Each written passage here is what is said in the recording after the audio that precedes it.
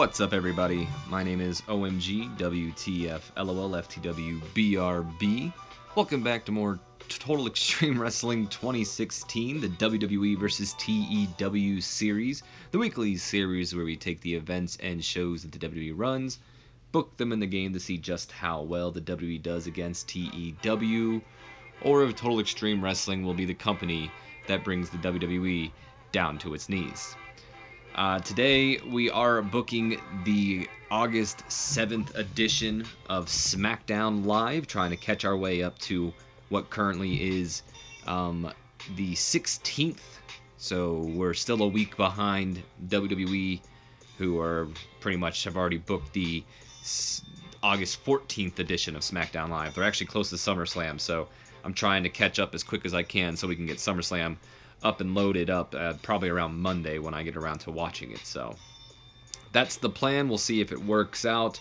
I wouldn't get my hopes up. Tonight's main event, we're going to find out who will face the Bludgeon Brothers at SummerSlam for the SmackDown Tag Team titles. It'll be the New Day or the Bar. That's where we're going with this. And you may or may not hear some music in the background.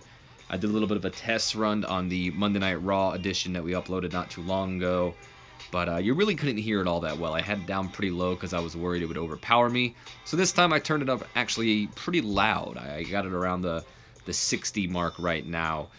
Normally I would, some of you may be saying, why don't you just record the audio in a different track, but you might not even know how I'm recording my audio. I'm recording the audio in the same way that I'm recording my voice. And it's because every time I try to record it in a track, it's way too loud. Like, even if I have it at the lowest quality, it still overpowers my voice. So I don't know how to lower it in the settings. I just tried doing it, but it didn't work. So hopefully the audio is not too loud to where it overpowers me and where you guys can actually hear it that way. Those moments where it is kind of like quiet and dead, there's something going on in the background. Nonetheless, let's go ahead and start this show up. We open up the night with a 72 B- rating as the Viper, Randy Orton, opens up the show, makes his way down to the ring, and he takes the mic, and he cuts a bit of a promo, talking about the lack of respect that he has here, how he's main evented WrestleManias, he's a 13-time world champion, a Royal Rumble winner, he has all these accomplishments, and yet he has no respect here in the WWE, which is why he's going after guys like Jeff Hardy, because he's going to destroy everyone that the WWE Universe believes in, pretty much. Got the crowd off to a strong start here. Crowd was hot for the angle. Helped the Hardy-Orton United States weird angle that we got going on here. Speaking of Randy Orton, he could be in some trouble. Apparently I guess it was revealed that he may or may not have been kind of sexually harassing some of the new writers in WWE.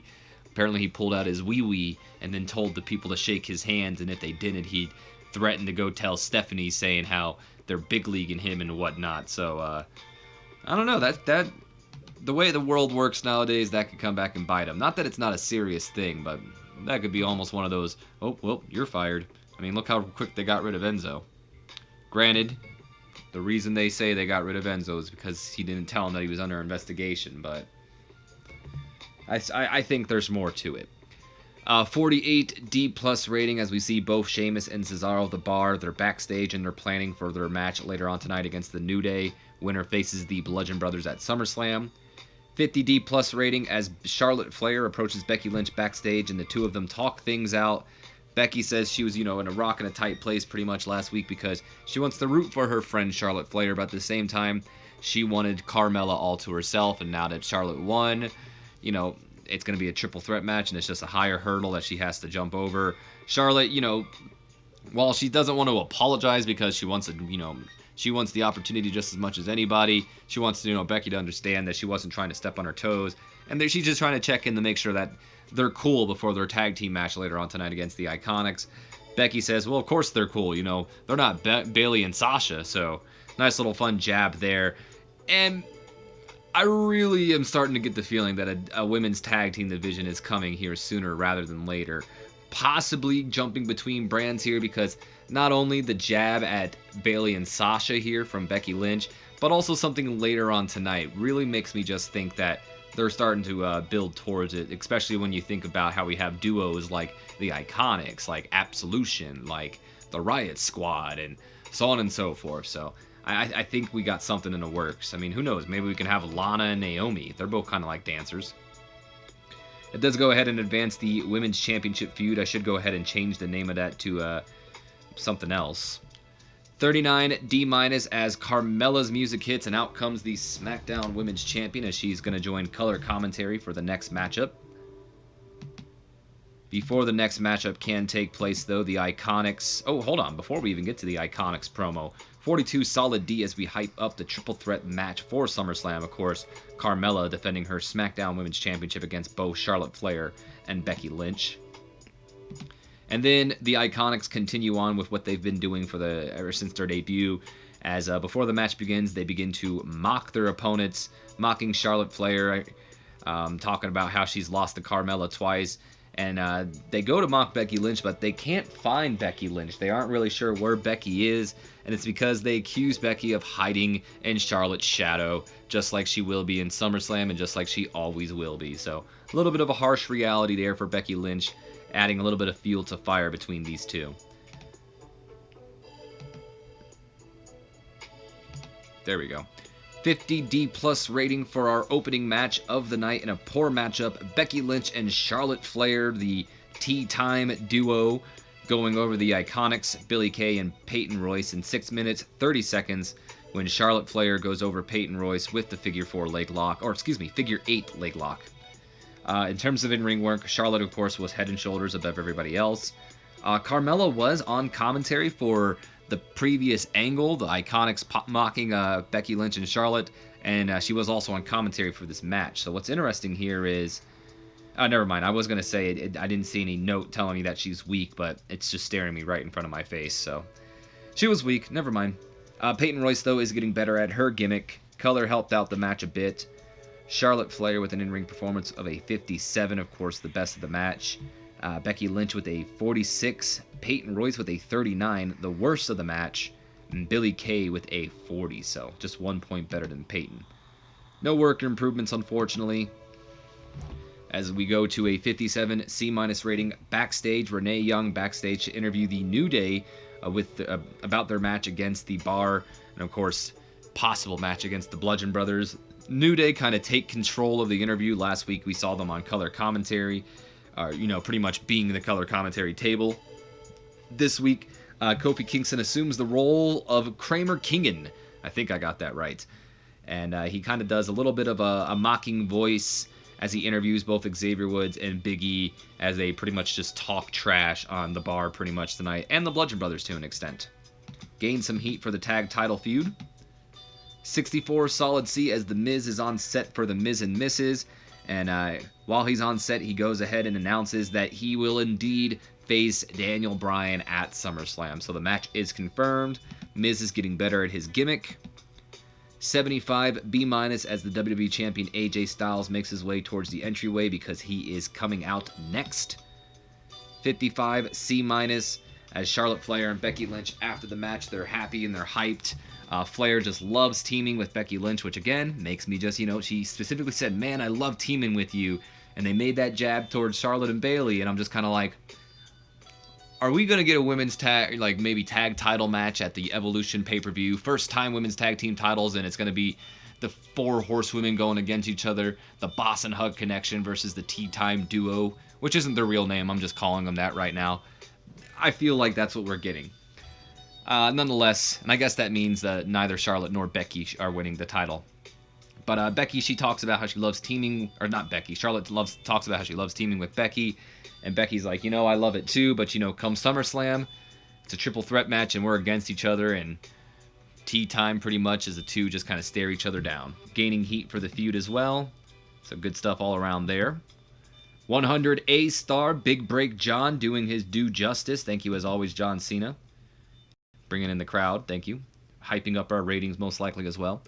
70 C+ rating as we get a recap of what Samoa Joe had to say about AJ Styles last week, pretty much calling him out for being a poor father and a poor family man towards not only his wife but his children. So, and given the history, Samoa Joe says he Well, I guess given his history, I guess that lends a little bit more credibility to it, I guess is what I should say here. Or at least in Samoa Joe's mind it would. We go ahead and hype up the SummerSlam bout between Samoa Joe and AJ Styles, of course, for the WWE Championship. First time ever on WWE TV, 69C+. 74 B- rating here as AJ Styles comes out to respond to what Samoa Joe had to say last week. He talks about pretty much the difficulties of being a father, and being on the road, saying how, he does what he has to do for his family, and how he has missed, Little League games and birthday parties and all this stuff, but he loves his family and they know he loves them and stuff like that. Pretty much saying that it was pretty much low of Samoa Joe, someone who knows his wife, someone who AJ's, stayed in five-star hotels in, or maybe not 5-star, that makes it seem like it's high class, but he made it seem like, maybe he said 3-star, I don't know, eating stale pizza and all that. Like, AJ and Samoa Joe are close, but then he pretty much just threw that all out the window from what he said last week, and now he just can't pretty much wait to beat Samoa Joe. So got the crowd hotter, 74 B-. Meanwhile, during the whole thing, Samoa Joe is backstage watching on a television screen, not standing up, looking awkwardly at it. He's actually sitting down in a chair, looks kind of normal, not odd that who watches the TV that way. It did look like he had a black eye, though, so I was curious about that. And it did gain heat for the feud between the two. 51 D+ rating as we hype up the fact that later on tonight, #1 contendership is on the line as the New Day will face The Bar. Winner faces the Bludgeon Brothers.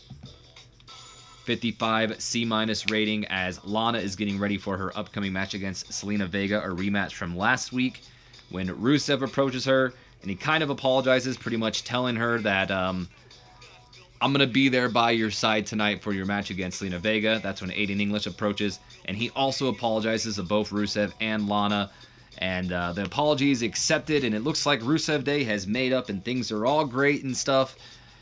And as they start heading out, Rusev just looks at Aiden and says, you know what, maybe it's best you stay back here, though, still. So you got that going on there.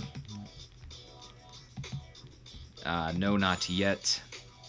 Maybe not ever.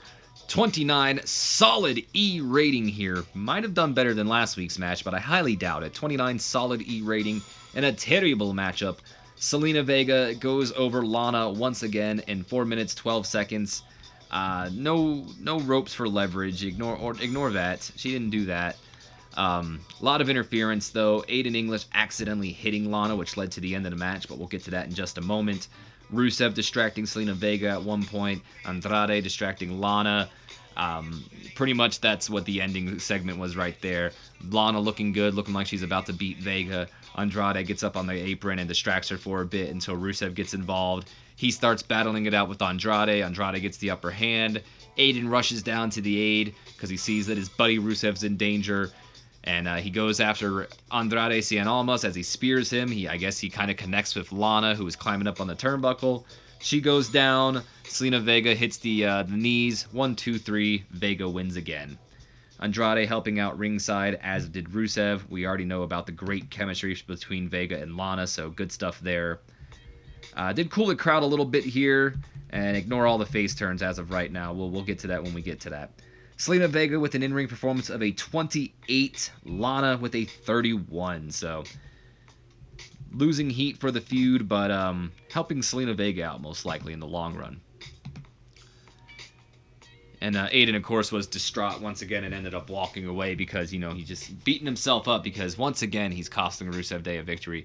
But after that, though, 62 solid C rating as Renee Young is backstage and she's ready to interview the United States champion Shinsuke Nakamura, confirming in the process that at SummerSlam, Jeff Hardy will once again challenge Nakamura for the title. Nakamura talks about how he thought Hardy was erased, but Renee Young says it was a metaphor. Nakamura agrees that, I understand metaphors, Renee, but pretty much going on to say that he'll fully erase him after SummerSlam, leaving nothing for Randy Orton. That's when Ty Dillinger and R-Truth interrupt. Dillinger tries to talk R-Truth out of it, but he wants a shot at SummerSlam for the United States Championship. And Nakamura goes, how are you going to do that? I thought it was funny because just Nakamura's delivery made me go, it made me laugh. He's like, how are you going to do that? Like, you can't just approach me after I've already have a confirmed match and be like, I'm going to face you. Truth jokes, or maybe not jokes around. In his mind, I guess it's not joking around. But he says that he's going to do it the same way everyone else does, by pinning Carmella. That's not really how it works. Ty Dillinger says he really kind of has to beat Nakamura, but Truth thinks that he's talking about Renee Young. Whole bunch of shenanigans go off until Nakamura finally goes on and says that he's going to face R-Truth, and we are going to have that match later on tonight. It did lose heat for the U.S. Championship feud, which is unfortunate, but I guess that's okay. 56 C- as we're going to have an exclusive interview with The Miz, and that's next. Byron Saxton, the lucky guy to get that interview. Corey Graves very jealous. 43 solid D rating as we hype up the fact that later on tonight, R-Truth will indeed battle the United States Champion Shinsuke Nakamura. 56 C- as we have our exclusive interview with The Miz and Byron Saxton. Byron Saxton's in the ring. He talks to The Miz kind of about Daniel Bryan. I'll be honest, I don't really remember much about this interview. I remember Byron being very poor, like seeming like he was practically nervous, and I remember kind of Miz beating around the bush. The one thing you can take away from this interview is Daniel Bryan somehow, someway found his way onto the set of The Miz and Miz's, and he attacks The Miz and gets hit in the head with a vase and somehow recovers pretty quickly after Miz and them escape. So that's kind of the main highlight here. 56 C-. Byron Saxton, very underwhelming. Doesn't surprise me. Miz came across as well, though. Daniel Bryan, of course, coming across as well. Lost heat for their feud, though, unfortunately. Byron Saxton, developing better performance, though, so good for him. 51 D+ as we again hype the match later on tonight between the New Day and The Bar. #1 contendership. Winner faces the Bludgeon Brothers. 57 C- and an extremely short matchup here. The WWE United States Champion Shinsuke Nakamura goes over R-Truth in 3 minutes 32 seconds with the Kinshasa. Nakamura with an in-ring performance of a 73. Truth with a 38. And R-Truth once again looking pretty good in this match. Hitting a lot of it, getting a lot of offense early on and looking pretty good. It wasn't until later on in the matches when he took a lot of the beating.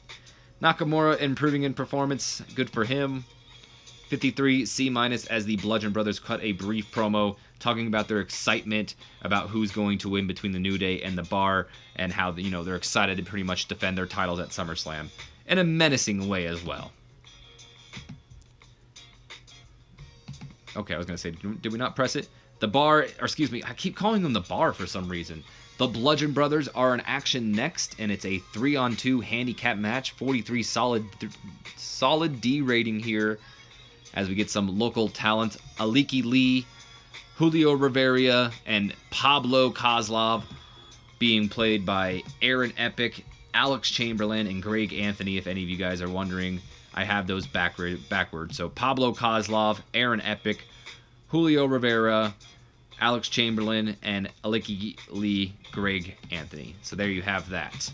In a terrible matchup, the Bludgeon Brothers go over Aliki Lee, Julio Rivera, and Pablo Kozlov in a minute 51 after Harper defeats Pablo Kozlov with a spinning side slam.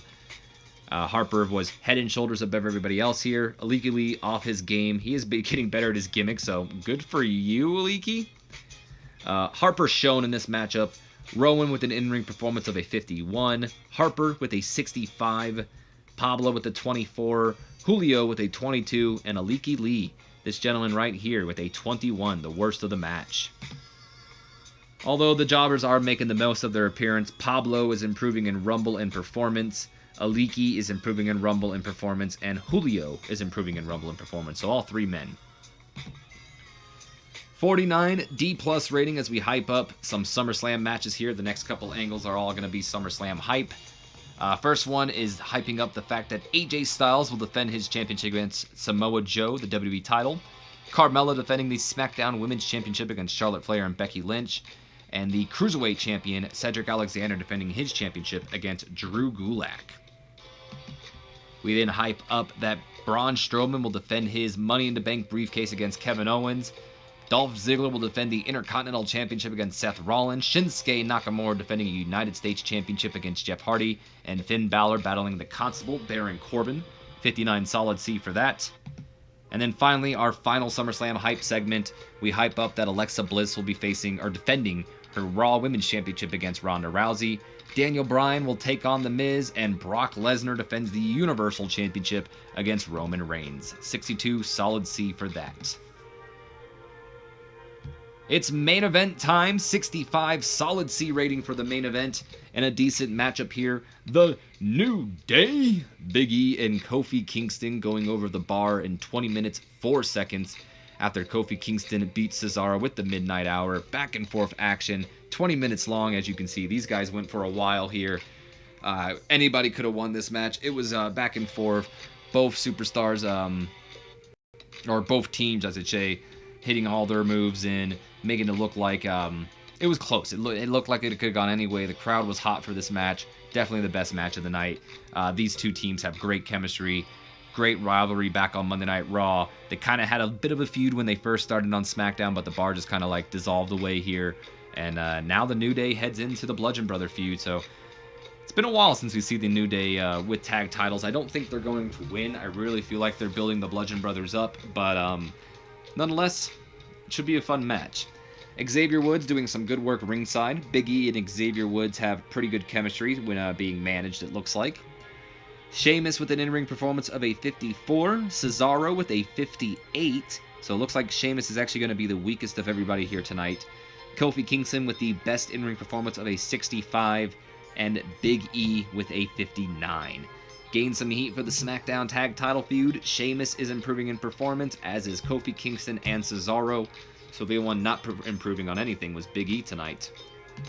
And then finally, we end off the show with a 65 solid C rating as we see that the tag team champions, the Bludgeon Brothers, Harper and Rowan, were watching the entire time. And as the New Day celebrate, they kind of walk off, leaving them to their glory at the moment. So we end off the show. We get ourselves a solid 80B rating here, increasing our popularity in 27 regions. Good stuff all around. And coming up next, it's 205 Live time. It's going to be interesting. I know it's your guys' favorite show, so the wait won't be long. See you guys next time. My name's been OMG WTF LOL up to WBRB. Don't forget to share this video with your friends, Facebooks, Twitters, Instagrams, anybody if you were to enjoy the content. Give them a share, help your boy grow, get some new subscribers up in this bitch. And as always, don't forget to share this, or excuse me, leave a comment, like, and subscribe as well. I will see you guys for your favorite show ever, 205 Live. Have a good one. Did I not press the button? I guess I didn't. Let's try that again. Have a good one.